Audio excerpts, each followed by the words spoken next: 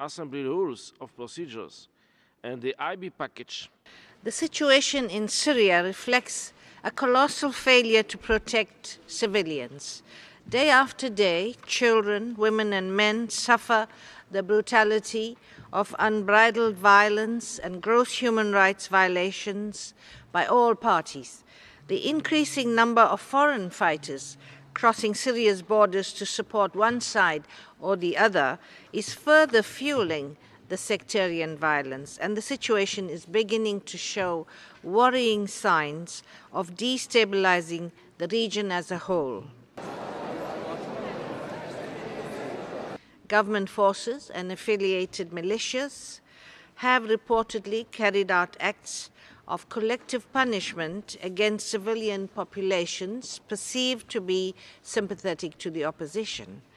The reported massacres in Al-Baida and Ras al-Naba in Banyas, following similar mass killings in other parts of Syria, show a pattern of extreme acts of collective punishment.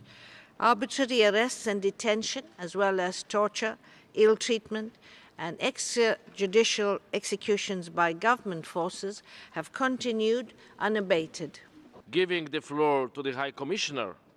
The flagrant disregard of international law is not limited to the government side.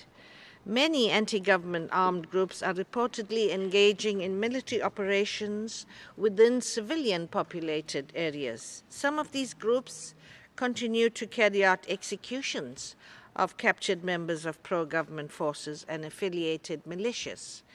The abduction of civilians by anti-government armed groups, as well as killings, violence, and threats of reprisals against civilian populations perceived to be supportive of the government, are also believed to be escalating.